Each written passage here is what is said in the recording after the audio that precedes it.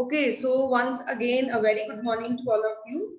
So children, yesterday we left the topic where we were discussing the principle of accounting. The principle was verifiability. Verifiability means while preparing books of accounts, we should not take into account the transactions or the information which is not supported with some verifiable object. That means all the transactions which we are going to record should have a solid proof. Means what is called as proof in accounting? Any source document, any business document, it will be treated as a proof, and whatever transaction is like having a proof, you have the document, you can record it. Whatever transaction you like you taken into but you have no proof, you don't have the bill, it will not be considered as the transaction. Like, because if you are not keeping the proof or the source document, then there are more chances of malpractices, then there are more chances of embezzlement. आपका accountant क्या करेगा अगर आप उसको नहीं बोलोगे bill रखने के लिए? Your accountant may be doing कि वो 10,000 की गुड्स खरीद के 15,000 का लिख दे, एंट्री कर दे 15,000 के गुड्स है, 5,000 अपने घर पे ले जाए, या फिर 15,000 के गुड्स खरीदे भी उतने के, 5,000 के गुड्स अपने घर के लिए खरीद ले, 10,000 के फैक्ट्री के लिए खरीदे, बट फैक्ट्री के अकाउंट में टोटल 15,000 का खर्चा डाल दे. You got it? So both the things you should keep it in mind, that whatever amount is spent, where is the proof? For example, you got the bill. It should not be like कि 15,000 का bill मिल गया. No, 15,000 में what all things you have bought, उसकी detail, and then match it with the content which he has brought. Bill में क्या क्या लिखा था? ओके, इतने ट्यूबलाइट्स है, इतने बल्ब है, इतने फैंस है, व्हाटएवर. तो जो भी चीजें आपने खरीदी एंड देन उसको मैच करो बिल के साथ और फिजिकल कंटेंट्स के साथ, then there will be less chances of theft, less chances of embezzlement. ठीक है, कैश की भी और चीजों की भी. क्लियर है बेटे? Okay, so please write it down. ये तो मैं आपको बता ही चुकी थी. Verifiability is the principle, and इसकी मीनिंग आपने इसका लिख लिया था कि नहीं? I am not sure. I am repeating it. If you have not written, please write. According to this concept,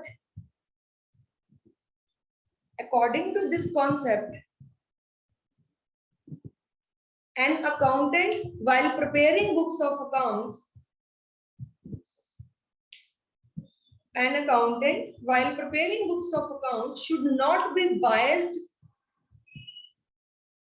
should not be biased on any grounds. Full stop. He will only record the transactions.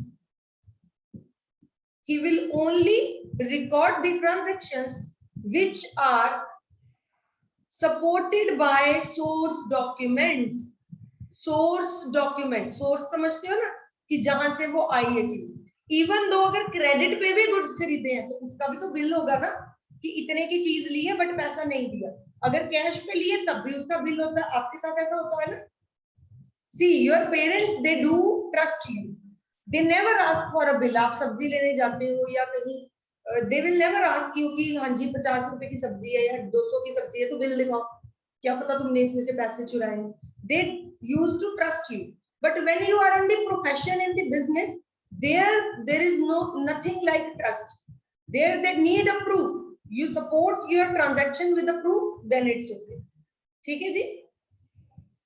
Is it done? Which are supported with the source document. Last convention which we have left with, that is full disclosure.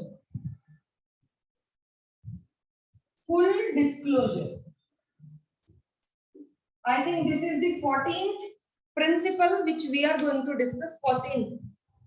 First 11 were the concepts and last 3 are the conventions. Full disclosure convention. What it says?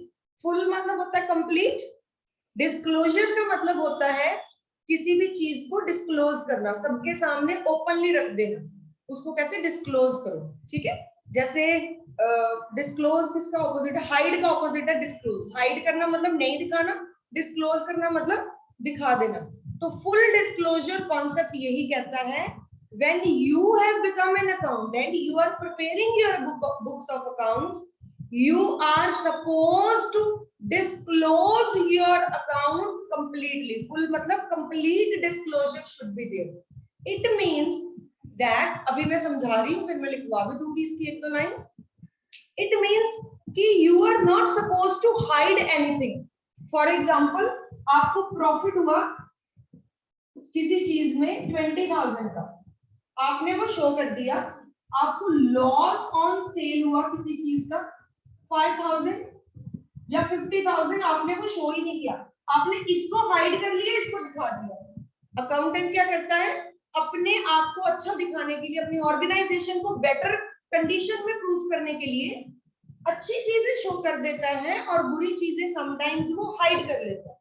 ये convention ये कहता है कि once you became accountant, you are supposed to follow the principle of full disclosure. Full means you have to show this, you have to show this also. You are not required to hide, even though you have made some wrong choices in the business, even though you have made some investment which is a complete failure, no problem. You have to show it because your disclosure may affect the decision of some outsider. वो कहता है वो हर चीज आपको दिखानी है अपने accounts में जो किसी एक्सटर्नल यूजर का डिसीजन चेंज कर सकती है। फॉर एग्जांपल, आपका एक्सटर्नल यूजर है इनकम टैक्स अथॉरिटी, आपने हर वो चीज दिखानी है जो आपकी इनकम टैक्स अथॉरिटी की कैलकुलेशन को अफेक्ट करती है। ठीक है, फॉर एग्जांपल आपका एक्सटर्नल यूजर है इन्वेस्टर, इन्वेस्टर आपकी कंपनी में इन्वेस्ट करना चाहता है, आपने हर वो इंफॉर्मेशन देनी है, चाहे वो लॉस हो चाहे वो प्रॉफिट हो, जो इन्वेस्टर अपना डिसीजन चेंज कर सकता है। ठीक है, ठीक है बेटे, मैं एक आपको एक सिंपल सी एग्जांपल देती हूँ। For example, we are going to sell a horse. Horse पता है ना सबको, घोड़ा जो होता है। हॉर्स या कोई भी कैटल, हमारे पास काऊ है, गोट है, या कोई भी कैटल लगा लो। अगर बिजनेस में किसी भी टाइप का कोई कैटल होता है, ये शायद मैं आपको टर्मिनोलॉजी में बताना भूल गई, अभी मुझे याद आ गया तो बता देती हूँ। उसको हम लाइव स्टॉक कहते हैं। क्या कहते हैं बेटे? इसको प्लीज लिख लीजिए, इसको हम लाइव स्टॉक कहते हैं। What is the meaning of live stock? Live मतलब जिंदा, स्टॉक मतलब हमारा स्टॉक है। ठीक है, तो जो भी लिविंग थिंग, अगर आपकी property land, building, machinery non living है, अगर कोई लिविंग थिंग आपकी प्रॉपर्टी है, चाहे वो आपका पोल्ट्री फार्म है, उसमें आपने हैंड रखी है बहुत सारी, आपका फिशरीज का बिजनेस है तो उसमें फिशेज है, आपके पास किसी भी तरह के जो एसेट्स होते हैं, अगर वो लाइव एसेट्स है, अलग अलग कैटेगरी में इनकी भी आगे क्लासिफिकेशन होगी, बट राइट नाउ आप इतना समझ लीजिए, अगर हमारे बिजनेस में लाइव स्टॉक के एग्जांपल में मैंने ले लिया हॉर्स, तो आपके पास हॉर्स है, हॉर्स से आप क्या करते हो वो मुझे नहीं पता। हॉर्स से आप रेस में दौड़ा भी सकते हो पैसा कमाने के लिए, और ये भी हो सकता है कि हॉर्स से आपने उसके कार्ट बनाए हो पीछे और उसे आप ट्रांसपोर्ट करते हो गुड्स एक जगह से दूसरी जगह अपनी कंपनी के अंदर, तो हॉर्स है आपके पास लाइव स्टॉक।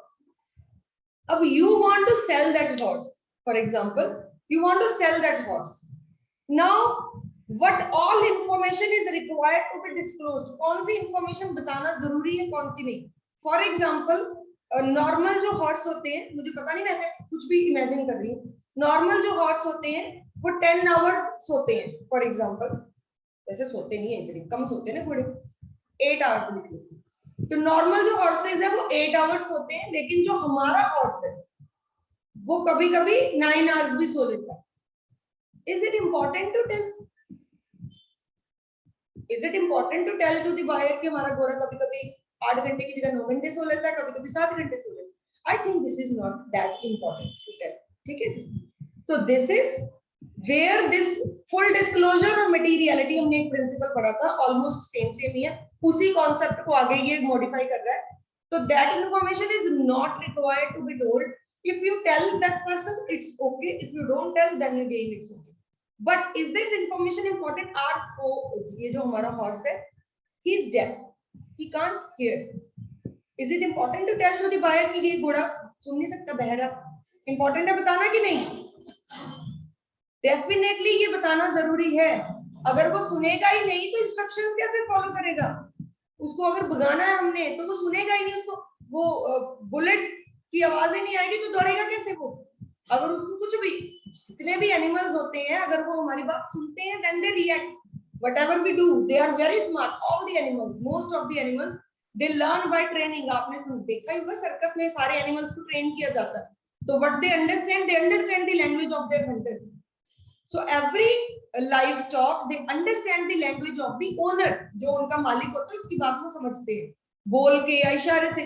तो अगर ये हॉर्स हमारा नहीं सुन सकता है तो this is very important for us to tell to the buyer कि ये घोड़ा सुन नहीं सकता, लेकिन स्मार्ट बहुत है, काम सारे कर लेता है, इशारे समझ जाता है, आप इसको इशारे से समझा देगा।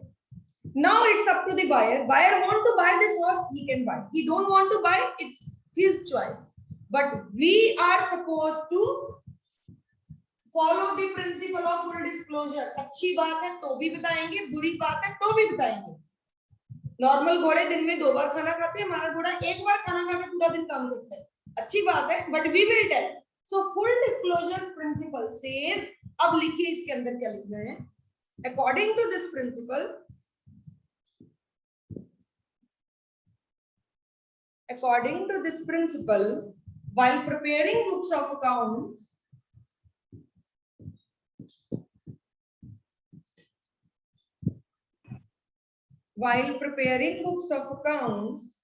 an accountant is required to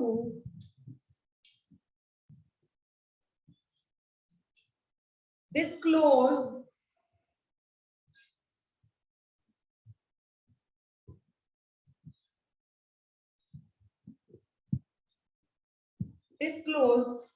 all the significant information, significant होती है important, all the significant information related to the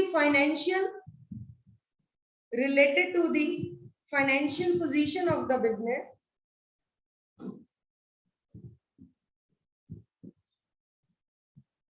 okay, related to the financial position of the business, which may affect the decision of the potential user, जो भी उसका user है उसकी information से अगर उसका डिसीजन चेंज होने वाला है तो he should tell.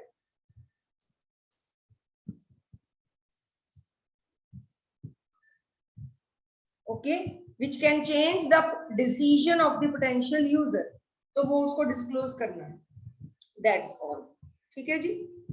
So these are various principles in your book, जो आपकी टीएस गरेवाल की बुक है बेटे, उसमें इसके जहां पे ये प्रिंसिपल्स खत्म होते हैं, अभी मैं आपको बता दूंगी पेज नंबर, वहां पे कुछ क्वेश्चंस दिए, questions are the in the form of case study, situation दी है एंड दे हैव आस्क्ड कि इसमें कौन सा प्रिंसिपल अप्लाई हुआ, तो that you are supposed to do enough practice of this topic because these 14 principles form 90% of the content of the chapter.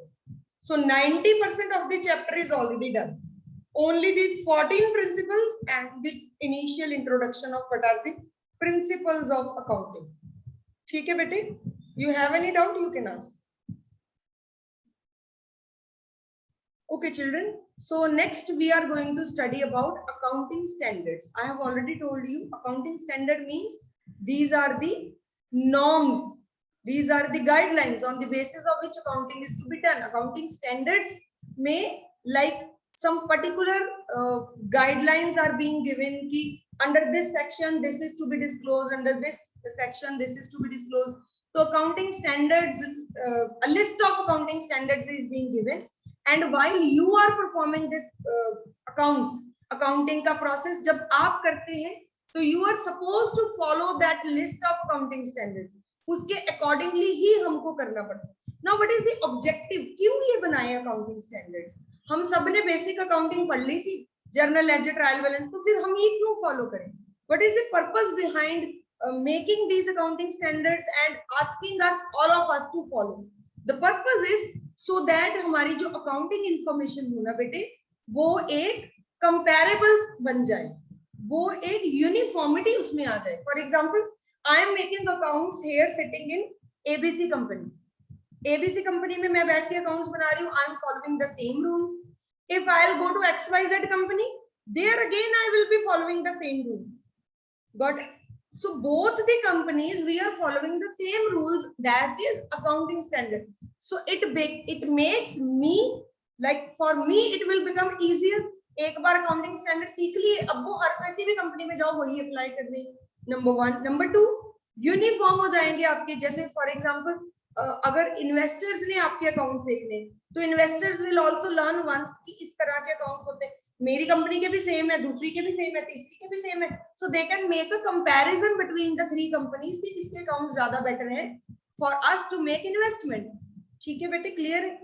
So uniformity सबकी companies में आ जाए, अकाउंटिंग ये जो इनकम टैक्स वालों को इजी हो जाए, देन अकाउंटेंट्स के लिए इजी हो जाए, मैनेजमेंट को समझना इजी हो जाए, कंपेयर कर सके, अंडरस्टैंड कर सके.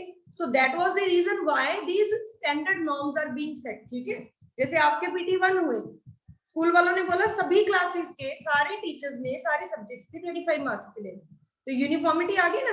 ऐसा तो नहीं हुआ किसी सब्जेक्ट की 40 मार्क्स का हो गया, किसी का 25 का हुआ, किसी का 15 का हुआ. No. So it brings uniformity and comparability among the accounting books of accounts. So let's read it from this PDF. Objectives of accounting standard. इसके ऑब्जेक्टिव क्या है? नंबर 1, पहला तो ये है कि मिनिमाइज कर देना पॉलिसीज और प्रैक्टिसेस को. समझ रहे हो? अगर कोई स्टैंडर्ड्स फिक्स नहीं किए गए तो everyone will be using his own brain. हर बंदा इन 14 प्रिंसिपल्स को मॉडिफाई करके और 14 बना लेगा. ठीक है? So it will be a difficult situation for the outsiders to study. एक कंपनी कुछ और फॉलो कर रही है, दूसरी कुछ और, तीसरी कुछ और. तो मिनिमाइज करना प्रैक्टिसेस को, पहला पॉइंट. नंबर 2, बेटर अंडरस्टैंडिंग हो जाए फाइनेंशियल स्टेटमेंट्स की. अगर आप पढ़ना चाहते हो, बच्चे हो, आपको नहीं पता बड़े सारे मेथड्स का, अगर आपको एक ही मेथड सिखाया जाए, आप उसी को पढ़ो, that will be easy for you. Then it understand the significant accounting policy. अब ये भी एक चीज है, अब कितने सारे अकाउंटिंग प्रिंसिपल्स होते हैं, कुछ इंपॉर्टेंट होते हैं, कुछ नहीं होते. तो जो सिग्निफिकेंट अकाउंटिंग पॉलिसीज है वही अकाउंटिंग स्टैंडर्ड्स में लिखी गई कि ये सबने अप्लाई करना है, बाकी आपकी मर्जी करो नहीं करो, ये करना ही करना है आपको. सो significant accounting policies are adopted and applied. Next is facilitating meaningful comparison of financial statements of 2 or more companies. ये मैं आपको ऑलरेडी बता चुकी हूँ. क्या हमारे लिए क्या इजी हो जाएगा? कंपेयर करना इजी हो जाएगा बिटवीन 2 और मोर कंपनीज. एंटिटीज पूछ रहे थे उस दिन मुझसे क्या होती है. 2 और मोर कंपनीज या 2 और मोर बिजनेसेस को 2 और मोर एंटिटीज भी बोलते हैं. ठीक है, entity means an individual unit है वो. Last one is enhancing reliability. Reliable समझते हो ना, कि अब हमें पता है कि ये कंपनी तो अकाउंटिंग स्टैंडर्ड फॉलो कर रही है, इसका मतलब यहाँ पे कोई गड़बड़ घोटाला नहीं है. The way they are making, they are following all the rules, they are following accounting standards. It means we can rely on the information. It means it is true, it is correct, there is no cheating in this information. ठीक है जी? So it will brings like it, we can gain goodwill also. अगर हम rules follow करते हैं, accounting standards के accordingly चल रहे हैं, तो इट विल गिव अस मतलब हमारी गुडविल भी बढ़ती है. ओके, तो यूटिलिटी क्या, अकाउंटिंग स्टैंडर्ड्स का क्या फायदा, इन्होंने यहाँ लिखा हुआ है इटैलिक फॉर्म में. Accounting standards it provides the norm. Number 1, accounting standard हमें क्या प्रोवाइड करते हैं? ये हमें नॉर्म्स प्रोवाइड करते हैं. नॉर्म्स मतलब रूल्स, सम गाइडलाइंस प्रोवाइड करते हैं कि इसके हिसाब से चलना. नंबर 2, ये हमारे लिए क्या इंश्योर करता है? यूनिफॉर्मिटी. यूनिफॉर्मिटी समझते हो? यूनिफॉर्मिटी मींस इक्वल हो, सबके एक जैसे दिखे. एक क्लास में 25 का है, दूसरी क्लास में भी 25 मार्क्स का PT1 है, तो कंपनीज में भी एक कंपनी का बैलेंस शीट ऐसा है तो दूसरी का बैलेंस शीट भी वैसा ही हो, डिफरेंट नहीं होना चाहिए. ठीक है, नहीं तो अकाउंटेंट अपनी अपनी मर्जी के अलग अलग टाइप के बना ले balance sheet. Third one is accounting standards create confidence among the users. Yes, अभी मैंने बोला ना, गुडविल हो जाती है हमारी. जो यूजर है उसको कॉन्फिडेंस आएगा, नहीं नहीं ये कंपनी तो बड़ी अच्छी है, रूल्स फॉलो करती है. So it will help us to get like confidence of the users. ठीक है जी, create confidence. And then reliability हम ऑलरेडी पढ़ चुके हैं, वो रिलायबल होंगे, वो ट्रस्ट करेंगे हमारी इंफॉर्मेशन के ऊपर. Last one is accounting standard helps the auditor. Auditor कौन होता है? Anyone of you know? Anyone? Auditor कौन होता है? You can raise your hand if you know. If you don't know, I will tell you. No problem. चलिए, please write it down. ये आपको पता होना चाहिए. Auditor किसको कहते हैं? The one who inspect our books of accounts is called as auditor. उस process को कहते हैं auditing. हम कहते हैं ना उस कंपनी में ऑडिट चल रहा है. ऑडिट मीन्स इंस्पेक्शन चल रही है, उनके अकाउंट्स की इंस्पेक्शन हो रही है, ए से लेके जेड तक सारे अकाउंट्स देखे जाते हैं, उसको ऑडिटिंग कहते हैं. ऑडिटिंग करना किसका काम है? ऑडिटर का. और ऑडिटर कौन हो सकता है? क्या तुम हो सकते हो किसी के ऑडिटर? अभी तो नहीं हो सकते, but once you will get the qualification then you can become. CA सुना है ना सबने, क्या होता है सीए? कौन होता है? ये तो सबको पता है, चार्टेड अकाउंटेंट होता है. What is the work of chartered accountant? करता क्या है वो? अलग अलग कंपनीज के, अलग अलग बैंक्स के, अलग अलग इंस्टीट्यूशंस के अकाउंट्स ऑडिट करता है. कौन? CA, chartered accountant. His main work, सबसे ज्यादा काम उसका क्या होता है? ऑडिटिंग करना. Auditing means inspection of the accounts of various organisations. Clear है बेटे? सो अगर आपने अकाउंटिंग स्टैंडर्ड फॉलो किए होंगे तो ऑडिटर के लिए भी इजी हो जाएगा ऑडिट करना, चेक करना इजी हो जाएगा कि आपने फॉलो किए हैं यूनिफॉर्म प्रैक्टिसेस जो सबको बताए गए, आपने फॉलो किए. Yes, we have followed. उसके बाद हमारे यहाँ पे 2 पॉइंट्स आ जाते हैं लिमिटेशंस के. अकाउंटिंग स्टैंडर्ड्स के कुछ लिमिटेशंस भी हैं. 2 लिमिटेशंस है. नंबर 1, क्योंकि ये अकाउंटिंग स्टैंडर्ड्स किसी ने बनाए हैं, मैन मेड ही है ना अकाउंटिंग स्टैंडर्ड्स. किसने बनाए? आईसीएआई और उनकी एक कमेटी, उन्होंने मिलके इंडियन अकाउंटिंग स्टैंडर्ड्स बोर्ड और क्या है वो हमारा institute of chartered accountant of India, they have set like collectively they drafted, ये जो accounting standards board ASB कहते हैं उसको, they drafted some principles and accounting standards, then they have a full discussion by ICAI and then other departments, ministry of ये हमारे corporate affairs, उन्होंने बैठ के उनके जो होते हैं like chairpersons, they sit together, they think over it, they make some amendments and then these accounting standards are being made. ठीक है, वेरिफिकेशन इनका हो गया, but they are man made and we never know that हमने ये principles दे दिए, अगला follow कर रहा है कि नहीं कर रहा. Is it applicable in all the companies और not? If something else can be there और not. So this is the limitation that it may और may not be applicable completely in the company. कोई company ऐसे भी कर सकती, कुछ follow कर लिया, कुछ नहीं किया. नंबर 2, ये भी टाइम टू टाइम चेंज होते रहते हैं अकाउंटिंग. जैसे हमारे हर लॉ में, हमारा कंपनीज एक्ट 1956 में बना, 2013 में दोबारा चेंज हो गया.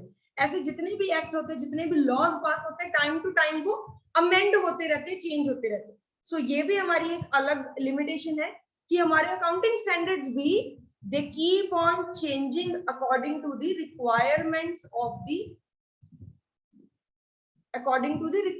Of the business environment. जो करंट रिक्वायरमेंट चल रही होगी, गवर्नमेंट अपने रूल्स चेंज करेगा तो they will change the accounting standards. ठीक है जी. उसके बाद नीचे लिखा है अकाउंटिंग स्टैंडर्ड, नोट करने के लिए लिखा है accounting standards are applicable on companies on which Indian accounting standards is not applicable और not adopted voluntarily by the companies. देखो, एक होते हैं अकाउंटिंग स्टैंडर्ड्स जो सब जगह कॉमन चलते हैं, एक होते हैं इंडियन अकाउंटिंग स्टैंडर्ड्स. तो वो कह रहे हैं अगर आप इंडियन अकाउंटिंग स्टैंडर्ड्स फॉलो करते हैं तो फिर आप अकाउंटिंग स्टैंडर्ड्स नहीं फॉलो करोगे. मतलब there are different options, so you have to opt for any one. जैसे इंडियन अकाउंटिंग स्टैंडर्ड्स जो हैं, then if you are following that then you can leave these accounting standards. Almost same ही है, आगे आगे हम पढ़ेंगे, आपको लगेगा ये तो एक ही बात बार बार बोली जा रही है. ठीक है, जैसे एग्जाम्पल के लिए सीबीएसई बोर्ड, पंजाब बोर्ड और आईसीएसई बोर्ड, 3 तरह के बोर्ड्स हैं, लेकिन तीनों 10th तक पढ़ाई कर या 12th तक पढ़ाई करवाते हैं ना हमको. फर्स्ट से लेके 12th तक उन्होंने अपना सिलेबस रखा है, वो पढ़ाई करवाते हैं और मोर और less syllabus is almost similar. This is something like that only that एक आईएफआरएस ने अपने बना दिए अकाउंटिंग स्टैंडर्ड्स बन गए और इंडियन अकाउंटिंग स्टैंडर्ड इंडिया वालों ने अपने बना दिए. तो अलग अलग टाइम पे अलग अलग टाइप के अकाउंटिंग स्टैंडर्ड्स बन गए. Now it is up to the company which they have to follow, which they are following. If they don't voluntarily, देखो इन्होंने लिखा है कि they are not adopted voluntarily by the company. If this is being followed in India, then this is not to be followed. If this is being followed, then this is not to be followed. ठीक है, दोनों में से एक ही ले लें, दोनों same ही है. आगे पढ़ लेंगे हम, इसकी भी डिटेल दी हुई है हमारी बुक में, इंडियन अकाउंटिंग स्टैंडर्ड्स की. ये नीचे जो प्रॉब्लम दी है, this is very important. I have told you this problem you are supposed to do. अपने बुक में ये पेज नंबर देख लीजिए. Answer is also given. This is your homework today. You are supposed to do the revision of this topic, this question. ठीक है जी. इसमें इन्होंने जो प्रॉब्लम्स दी हैं उसके अकाउंटिंग स्टैंडर्ड वो पूछे हैं, प्रिंसिपल. जैसे फर्स्ट वन है, the production manager is interested in recording good industrial relation in the accounts. Can we record it? कि हमारे good industrial relation हम record कर सकते हैं? Yes or no? आंसर नहीं देखना बुक में से, यहाँ से पढ़ के बताना है. Good industrial relation, can we record it? It is a qualitative aspect. याद है? Okay. मैंने खुद ही बता दिया. So this is a qualitative aspect and qualitative aspects हम कभी भी record नहीं करते हैं. और कौन सा प्रिंसिपल है जिसने हमें ये समझाया?